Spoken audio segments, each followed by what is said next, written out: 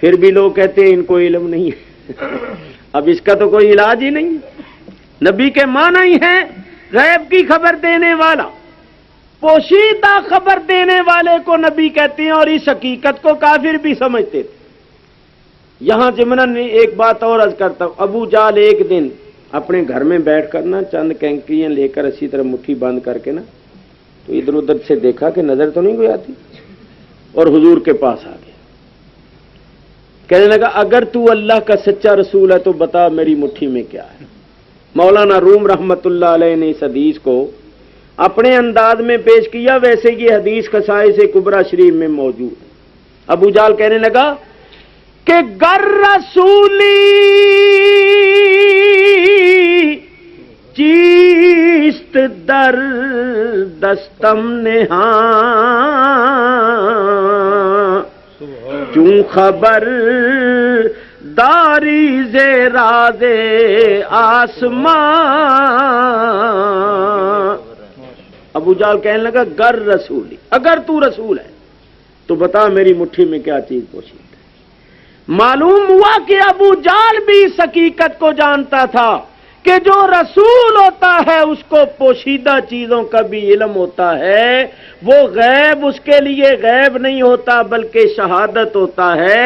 اس کی نگاہ پردوں کے اندر تک جاتی ہے اور وہ نہاں اور پوشیدہ چیزوں کو بھی دیکھتی. اسی لیے تو اس نے کہا اگر تو رسول ہے تو بتا میری مٹھی میں کیا چیز. حضور نے فرمایا ابو جہل تو ایک بات کا مطالبہ کر رہا ہے، ہم دو کر کے دکھائیں گے. ہم بتائیں گے تیری مٹھی میں کیا ہے، اور جو چیز تیری مٹھی میں ہے وہ بتائے گی کہ ہم کون ہیں. چنانچہ حضور نے فرما دیا کہ تیری مٹھی میں 6 ٹکڑے ہیں پتھر کے. گفت شش پارا حجر در دست تست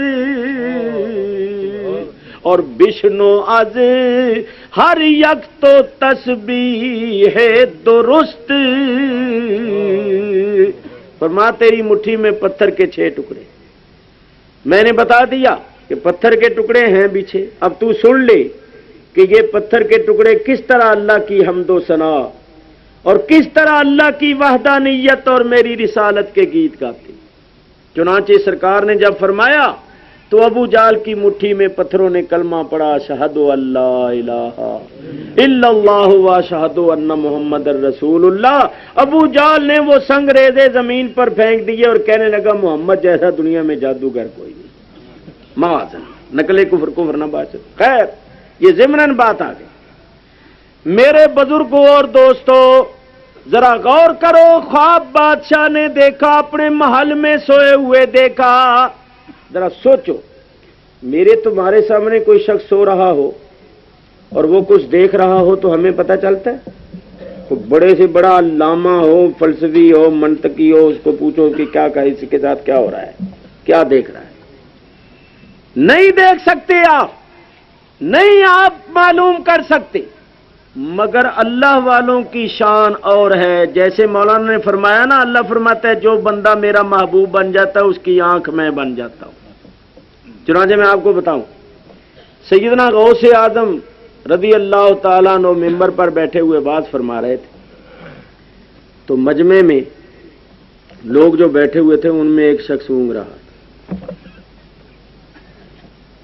جس نے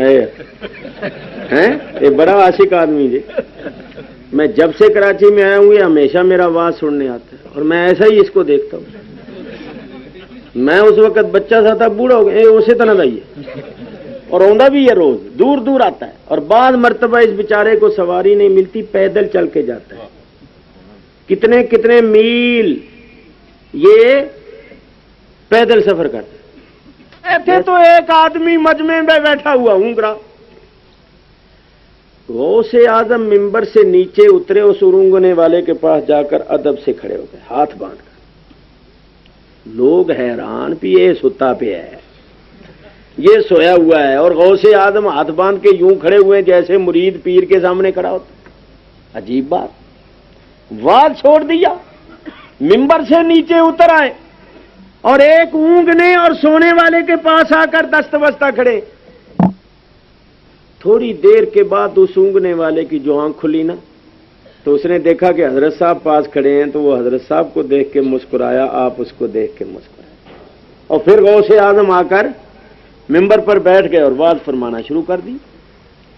جب آپ فارغ ہوئے تو خاص لوگوں نے عرض کیا حضرت وہ تو سو رہا تھا اور آپ اس کے پاس دست بستہ جا کر کھڑے ہو گئے، تو یہ کیا بات تھی؟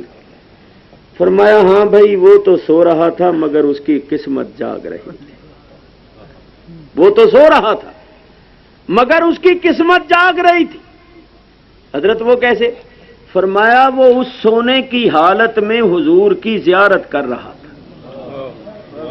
غوث اعظم نے فرمایا وہ تو خواب میں سرکار کی زیارت کر رہا تھا اور میں اس کے پاس کھڑا ہوا بیداری میں سرکار کو دیکھ رہا تھا. تو دیکھیے اللہ